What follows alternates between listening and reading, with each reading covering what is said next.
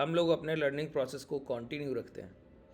आज के सेशन में हम लोग एक सेटअप को क्रैक करेंगे।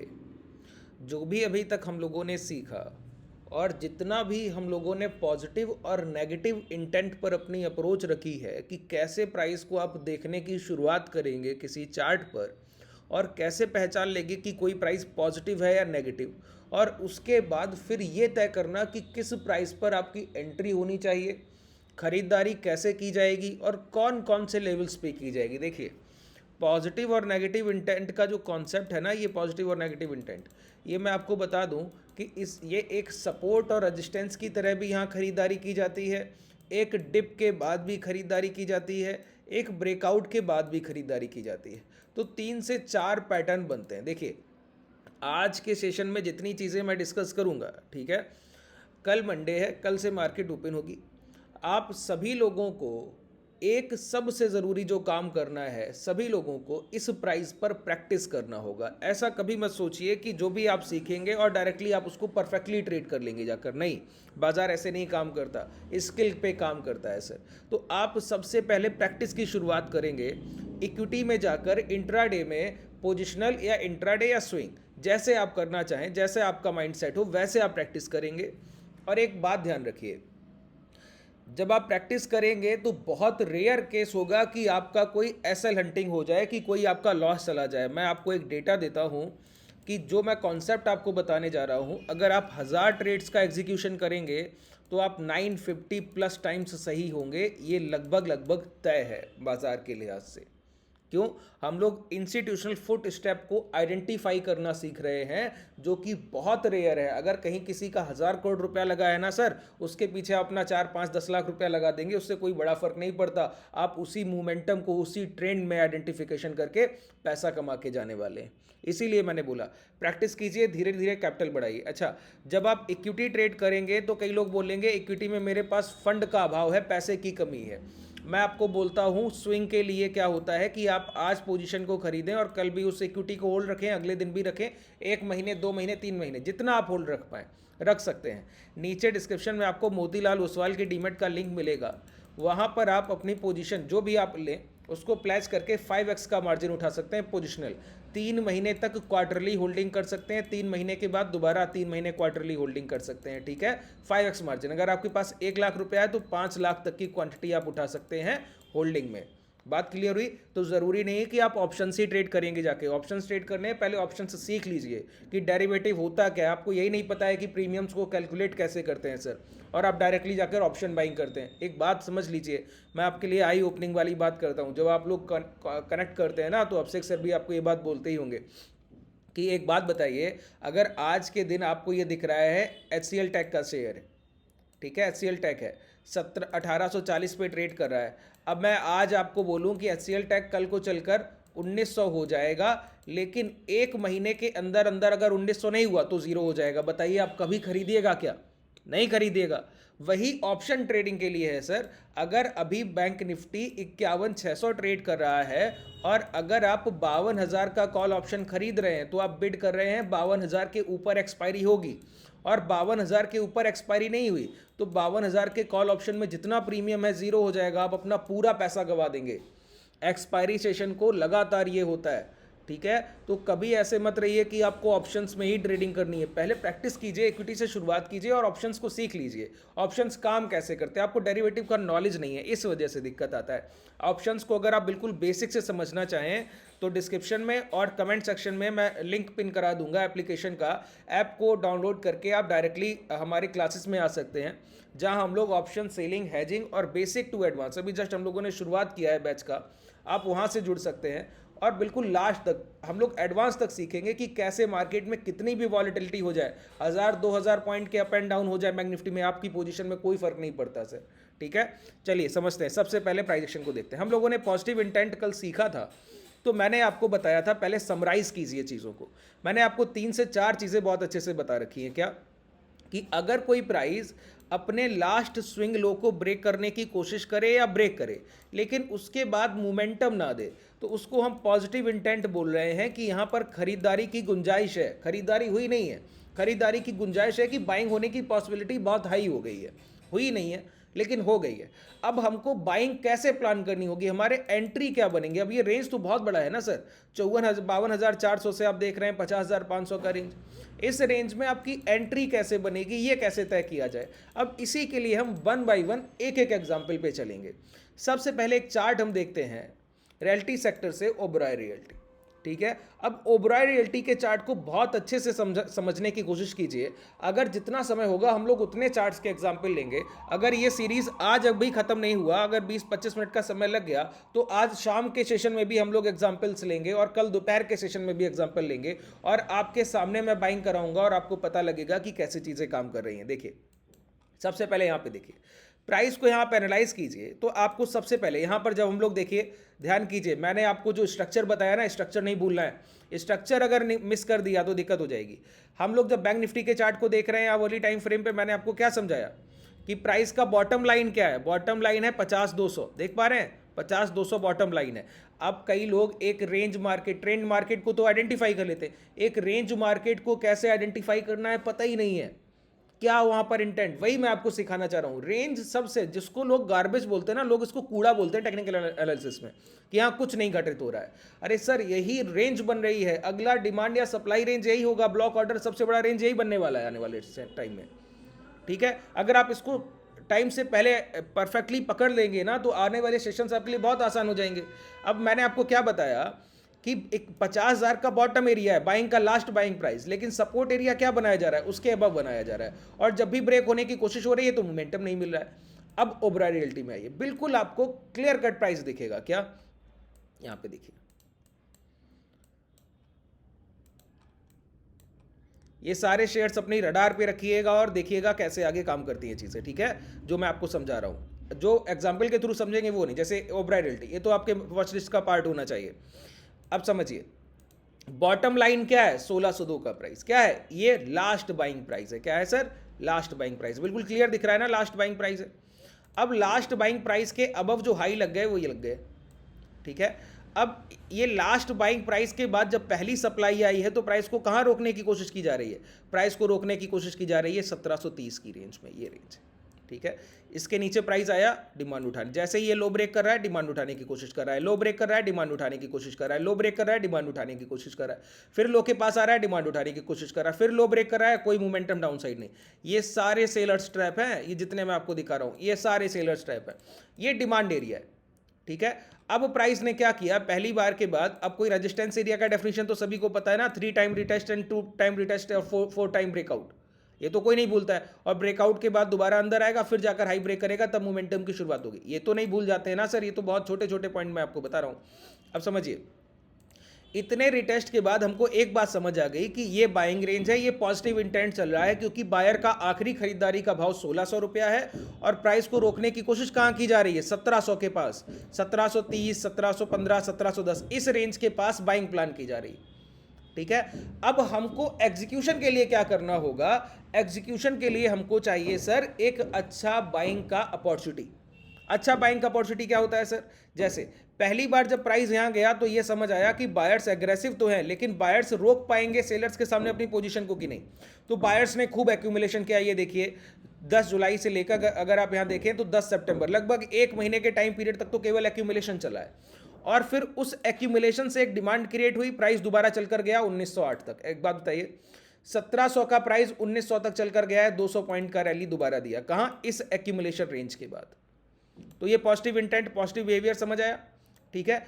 अब हमको ये डिसाइड करना है कि ये सेलर एरिया है ना, ये तो सप्लाई रेंज है, ये सप्लाई रेंज से एग्रेसिव सप्लाई आना चाहिए। अगर यहां से डिमांड उठ के गई है और आप ये 1600 का रेंज ब्रेक डाउन करना चाह रहे हैं एज अ सप्लायर, तो आपको क्या दिखना चाहिए, यहां पर एक एग्रेसिव सप्लाई दिखनी चाहिए। अब यहां पर मोमेंटम के लिए जो दूसरा एस्पेक्ट जरूरी होता है वो होता है वॉल्यूम। अगर यहां पर बिकवाली होगी तो वॉल्यूम तो दिखेंगे ना, ये तो दिखेगा कि वॉल्यूम बिकवाली आ रही है, ये तो दिखेगा ना, बेची हुई क्वांटिटी का डेटा तो आपको दिखना चाहिए, ऐसा तो नहीं कि वो डेटा ही आपको नहीं दिखेगा। तो अब हम यहां पर वॉल्यूम का यूज करेंगे, बहुत ध्यान से समझिए, वॉल्यूम का यूज करेंगे। वॉल्यूम को 2 तरीके से यूज करते हैं सर, मैं सिंपल वॉल्यूम आपके सामने लगा के बैठा हूं, बहुत ध्यान से समझिए। यहां पर जब प्राइस ने पहला अपना हिट किया तो यहां पर एक आपको बहुत गौर से देखिए, एक बिगर ग्रीन कैंडल दिखेगा, बहुत बड़ा ग्रीन कैंडल, और उसके बाद प्राइस ने फिर ये लो ब्रेक नहीं किए, और उसके बाद लगातार वॉल्यूम का अगर आप देखें तो लगातार वॉल्यूम डेड है। बहुत ध्यान से देखिए, वॉल्यूम लगातार डेड है, डेड वॉल्यूम है लगातार कॉन्जिक्यूटिव सेशंस। कोई आपको यहाँ पे देखने को नहीं मिलेगा कि वॉल्यूम में कोई बहुत बड़ी खरीदारी दिख रही है, वॉल्यूम लगातार डेड है सर। ठीक है, अब इस डेड वॉल्यूम में हमको क्या चाहिए था कि प्राइस जब सप्लायर रेंज के पास जाए तब तो कम से कम इतनी बड़ी बिकवाली करे कि प्राइस यहाँ पे गिरावट जब ये करे तो एक बड़ी डाउनफॉल है, क्योंकि आप सेलर रेंज के पास गए। लेकिन प्राइस क्या कर रहा है, बहुत ध्यान से देखिए, यही आपको पता लगता है कि राइट एग्जीक्यूशन प्राइस क्या होगा, हाई ब्रेक होने के बाद या लो के पास, यही आपको क्लियर कट डेटा मिलता है। जब प्राइस स्ट्रक्चर डाउन साइड आ रहा था तो हमको तो पता है ये बायर रेंज है, यहीं से डिमांड उठ रही है, और यहाँ पर देखिए इस रेंज के बाद इस पूरे फ्लो में अब मैं चार्ट को और यहाँ पर वॉल्यूम्स को बड़ा करता हूँ। एक बार रफली देख लिया ना वॉल्यूम को बहुत अच्छे से कि सबसे बड़े वॉल्यूम तो यहाँ पे थे इस रेंज पे, और तब से वॉल्यूम इतने बिगड़ आए नहीं, और बीच में जो वॉल्यूम है ये वॉल्यूम अगर रेड कैंडल है, ये ग्रीन कैंडल्स के साइज भी उसी के अकॉर्डिंग है। अब देखिए गिरावट चल रही है और वॉल्यूम राइजिंग ग्रीन है, डाउनफॉल है। बाजार क्या है, 1900 का प्राइस दोबारा कहां आ रहा है, 1743, और यहां से अगर आप गौर करें तो लगातार वॉल्यूम बढ़ रहे हैं कंपैरेटिवली। इसको कंपेयर कीजिए आप, कंपेयर कैसे करते हैं ये तो पता है ना सर। कंपैरेटिवली मतलब हुआ कि पिछली ये रेड कैंडल्स के वॉल्यूम जब डाउनफॉल चल रहा था और उसके बाद ग्रीन कैंडल्स के वॉल्यूम जब अप ट्रेंड की शुरुआत हुई, और जब प्राइस ये ब्रेकआउट करने आया तो वॉल्यूम राइज। अब इससे बड़े वॉल्यूम अभी तक आए क्या, नहीं। ये आपके लिए एक एग्जीक्यूशन रेंज हुआ, सबसे बड़ी खरीदारी का दायरा क्या हुआ, यही है आपके लिए, यही आपके लिए एग्जीक्यूशन टाइम है कि अब आप खरीदारी करेंगे। अब दोबारा प्राइस का रिपीटेशन बिहेवियर देखिए, प्राइस का रिपीटेशन बिहेवियर समझ रहे हैं कि ये एक इंपैक्ट लो लगा था ये, और उसके ऊपर यहां पर प्राइस लो ब्रेकडाउन लो ब्रेकडाउन लो ब्रेकडाउन, लेकिन कर एक बार भी नहीं रहा है।